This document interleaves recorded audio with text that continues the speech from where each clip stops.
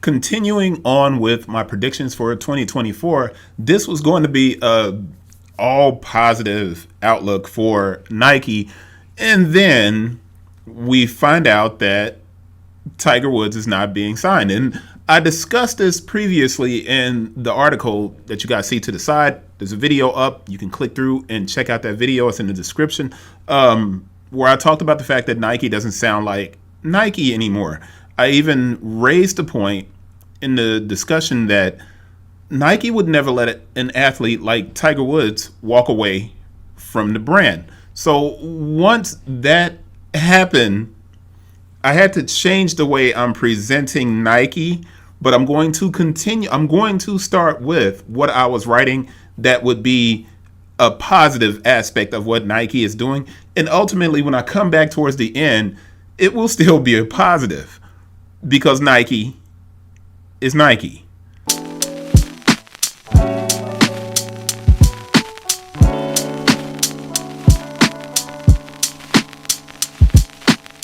So last year, when I first started jumping into the discussion around peak Nike, and I was on the marketplace talking about that, and I said that Nike may have reached their peak in 2023, but I also explained that their redeeming quality is an ability to lock down, and I didn't talk about this on the marketplace report.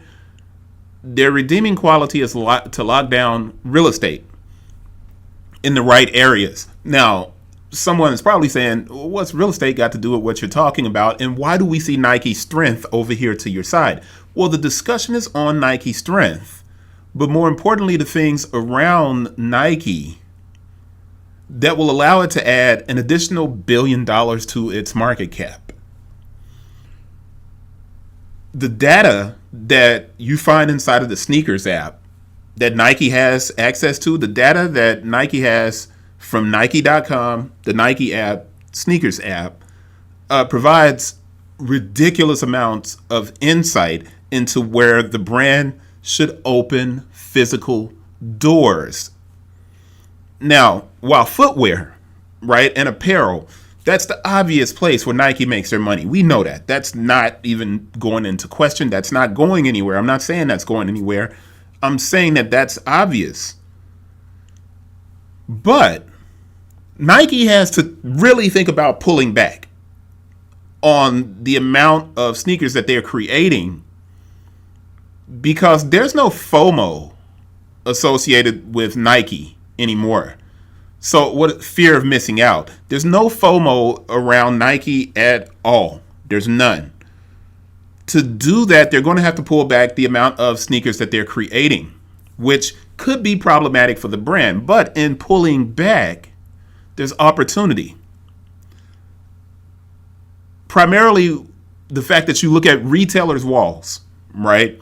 And it's just covered in Nike clothing and Nike sneakers, and it's leading to all of these markdowns, all of these once coveted products from the Swoosh and from the Jumpman, they're not selling through.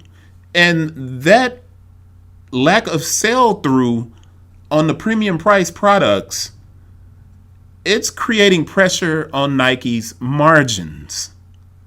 Now, unlike a lot of other companies, when Nike gets pressure on their margins, it just doesn't hurt in the same way, because I've explained this before. When Nike goes on sale, everybody has to go on sale. Everybody. Because Nike's just that strong, and they're that accessible. And that takes me back to the real estate aspect of this. When I look at Nike and their ability to open up locations and things like that, I go back to the book that I wrote, Nike's Consumer Direct Offense, where I explained that Nike's comparison, although they're not as big, obviously, is Apple. Now, I used to work at Apple, and I used to work on Apple computers back when I was a basketball coach in San Diego, right? So I worked for the school district. I worked on computers. But I have a little bit of insight into Apple because I worked for the company as well. I wrote an entire chapter in that book that I called Nike's Apple play. Their Apple play. In that discussion, I explained how Nike pulled back from distribution and creating their Nike Direct channel. So the consumer direct offense saw Nike reduce the amount of people carrying their sneakers. The mom and pop shops, those places like that, gone, right?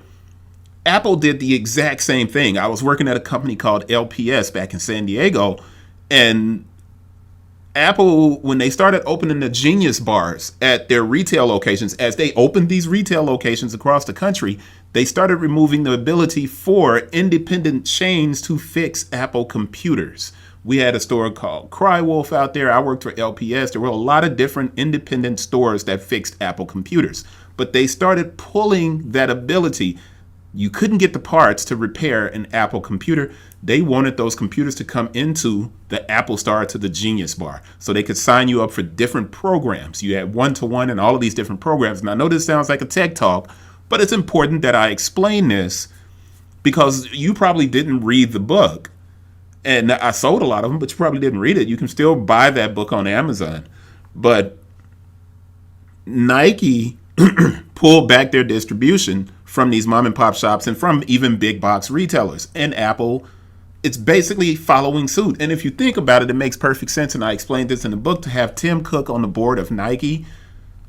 It's just kind of a seamless understanding of how Nike positions itself as a tech company. And like I said, I talked about that in this post, and I said that they sound like a tech company. Layoffs, buybacks, the language that they're using, having a PayPal person at the lead of the company. It's something that you have to think about. So when Apple started to slow down in the sale of products, now that didn't happen until recently, but if you haven't noticed, there are a lot of small independent computer shops now popping up who repair Apple. They're Apple certified shops. You're also starting to see Apple at Best Buy in a major way.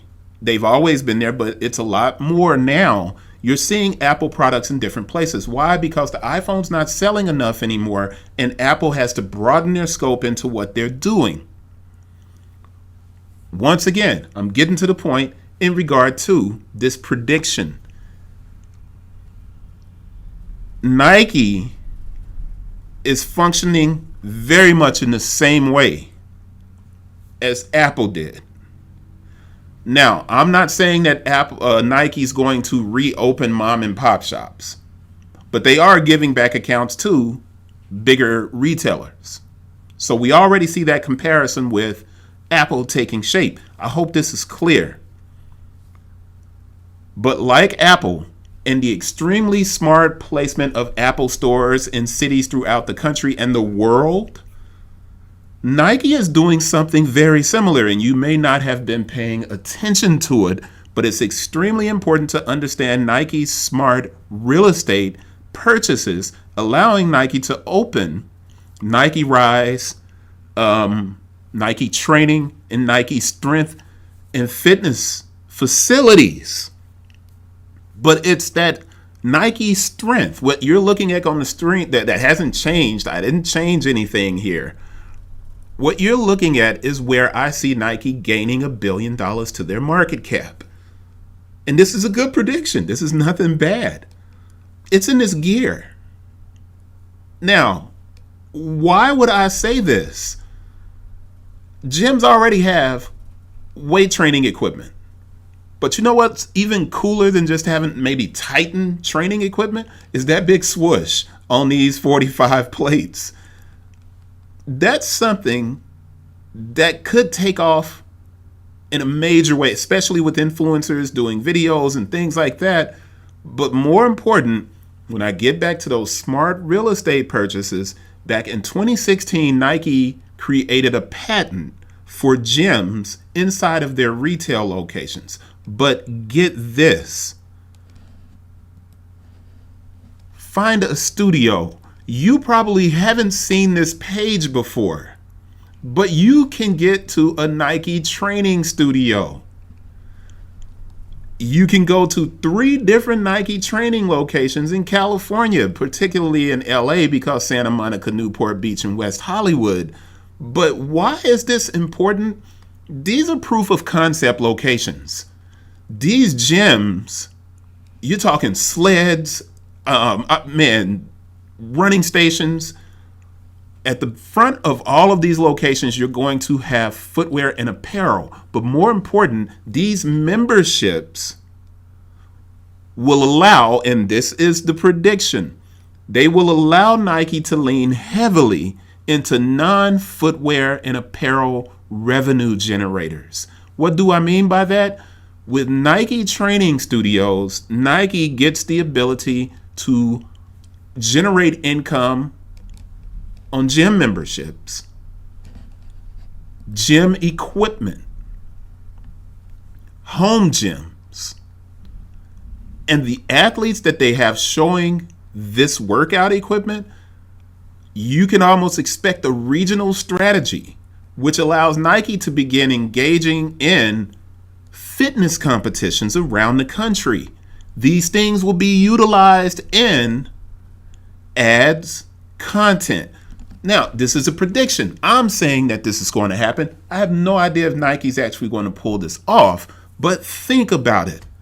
The innovation that comes with Nike having training equipment is almost unparalleled, and no other brand has this.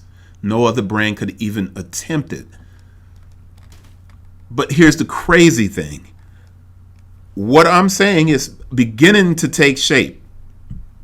All right? And this is how you have to think about it. Planet Fitness. And yes, you see Megan the Stallion, and you see this big swoosh on her collar. On New Year's Eve, right? First, Planet Fitness has a $6.3 billion market cap. Nike Strength, right? And Nike Studios. That allows Nike to enter the fitness and gym space with this product.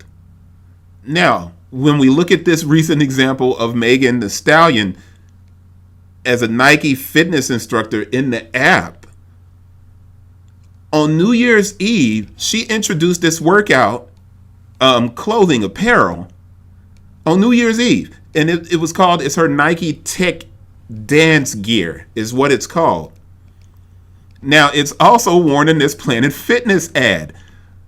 Can we expect Planet Fitness to begin putting Nike strength equipment into their stores and their gyms? Yeah, you can. This will probably undoubtedly lead to, and I'm saying a lot of probablys. Remember, this is a prediction.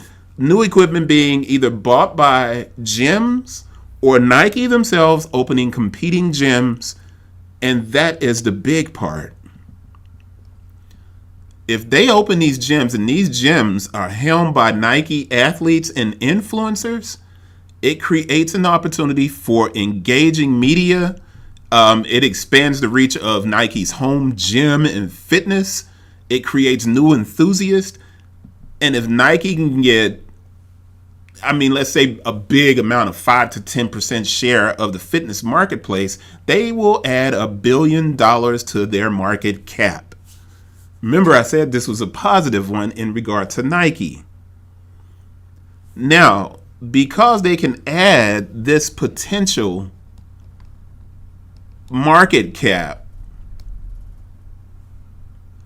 they may be able to cut back on the amount of product that they're creating in footwear and apparel.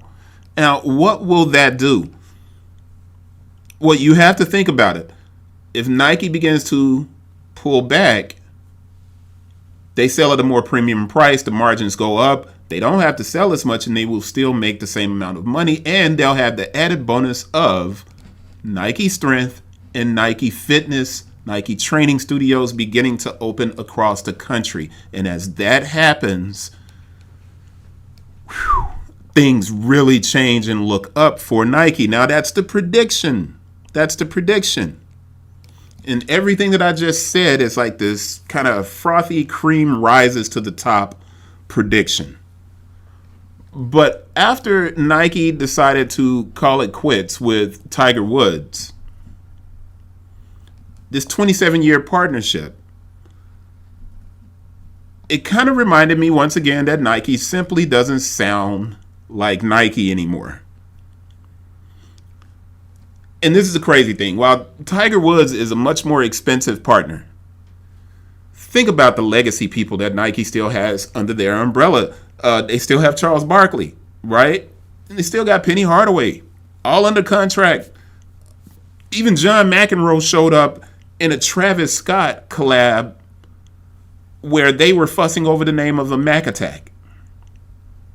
Nike keeping Tiger on the roster as a legacy athlete, that seems like a Nike thing to do.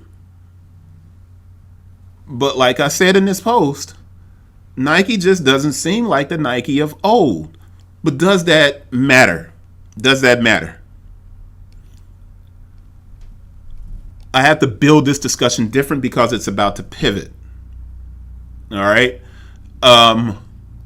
Nike has been purging athletes.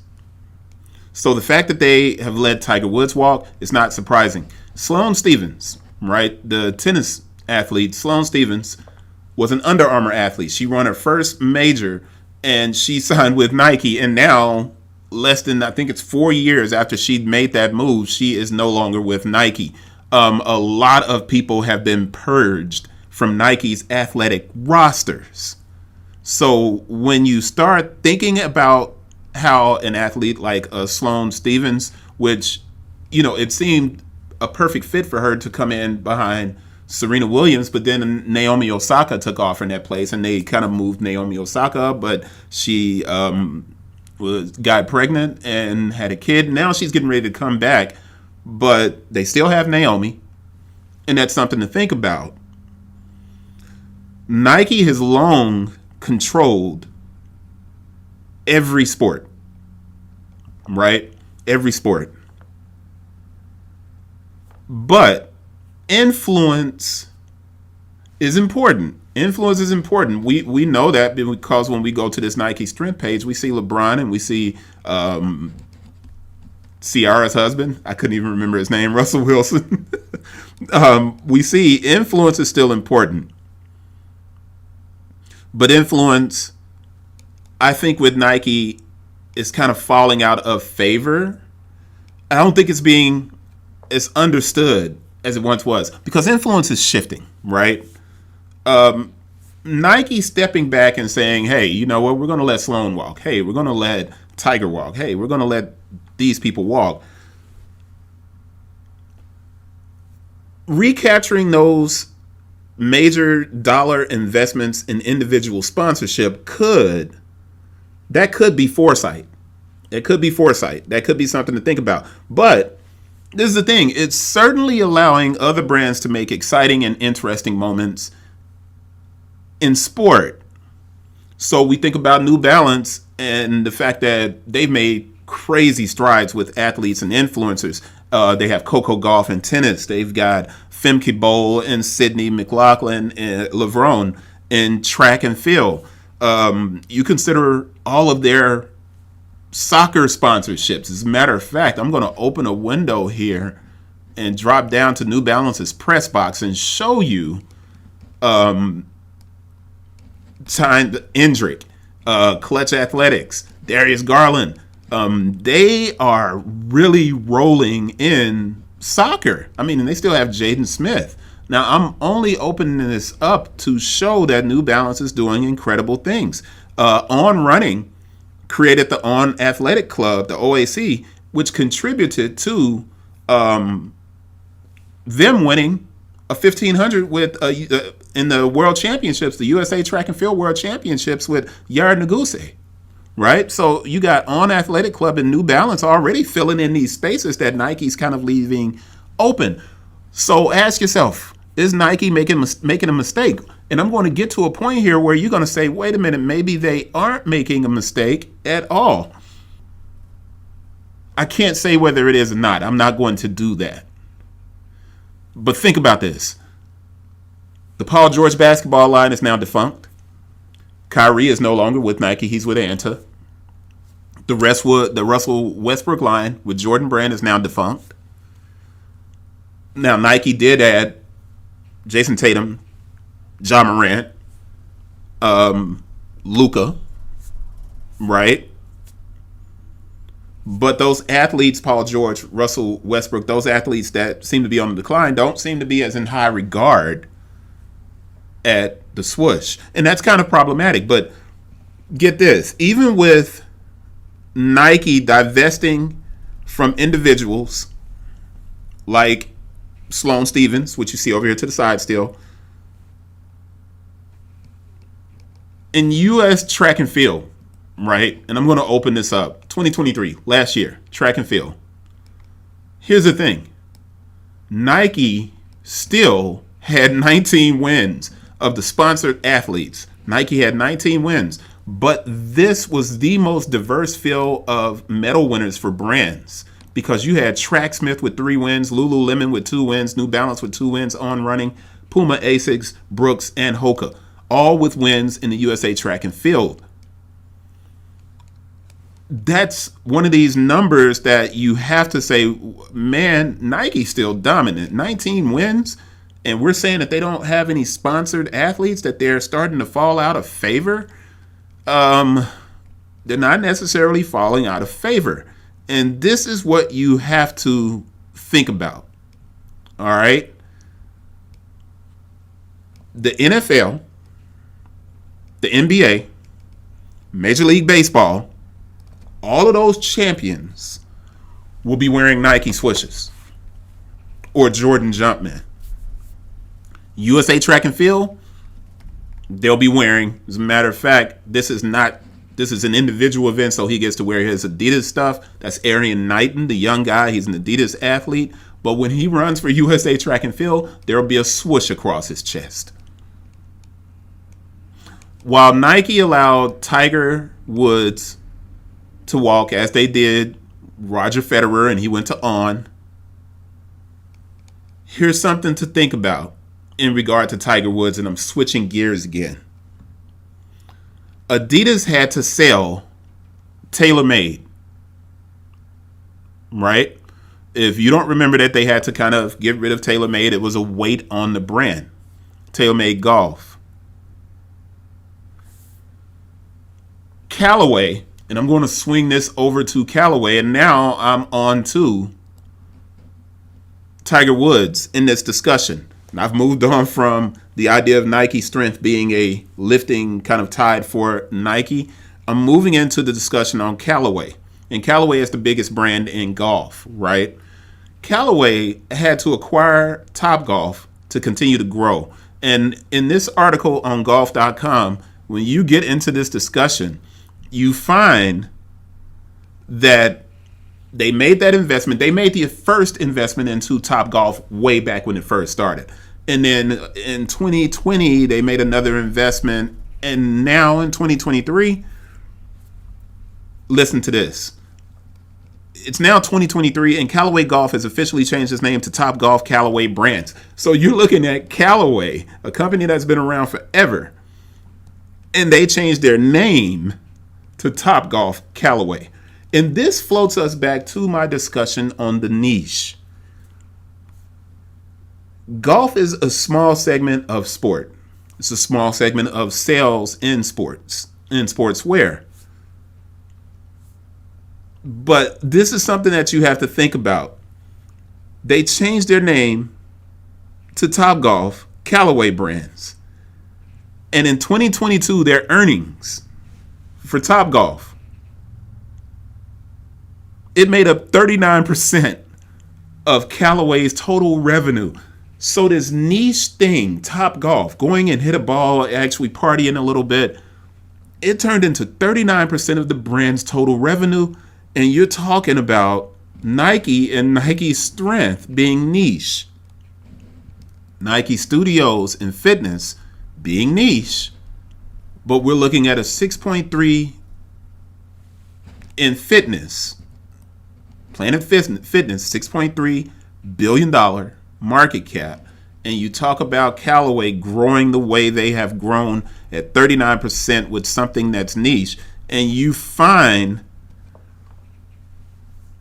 that fitness and Nike strength as a niche category, it captures a sport that's always available to fans. Topgolf made golf more accessible. And then when you think about this, and this is moving back into the positive for Nike, the fact that they let Tiger Woods go is not as important as we all might think it is. Nike's sponsorship of all of the important leagues automatically makes Nike a part of every major moment in sports. So those gigantic deals that they have with the NFL, Major League Baseball, and NBA gives them access to every great moment in sports. So if you think about Steph Curry, right, and he breaks the three-point record, that happened in a Nike jersey.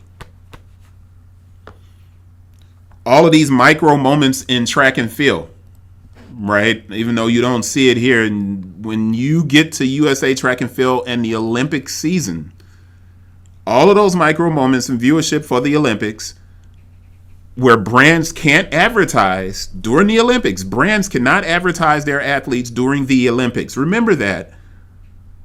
All of those moments that we see, these great athletes who won in the USA Track and Field, they'll all be wearing a swoosh. If they get to the gold medal stand, silver, bronze, swoosh on the jersey. Unless they cover it up the way Michael Jordan and Charles Barkley did when Reebok was sponsoring the basketball team and the Dream Team, and they covered up the logos. So the only way you're going to get away from the swoosh being on the medal stand for Adidas athletes and On athletes, the only way. Nike is so woven into the fabric of sport that losing Tiger Woods, I know this sounds bad, is not a loss. Golf, right? Golf was dying until an infusion of new blood by Topgolf. But think about this. Jordan Brand sponsors Eastside Golf, and Jordan golf shoes are now just as coveted as any item that Tiger Woods wore or made famous. People wear Jordan golf shoes on the street. What does all of this mean? It's a lot. That's a lot, and I know this is long. Even when Nike is not Nike and no longer sounds like Nike, Nike is still Nike.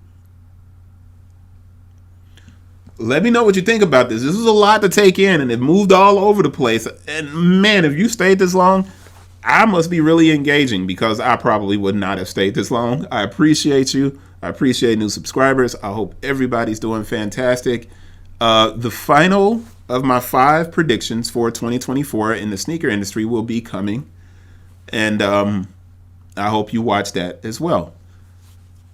What do you think about this in regard to Nike strength, possibly adding $1 billion to Nike's market cap?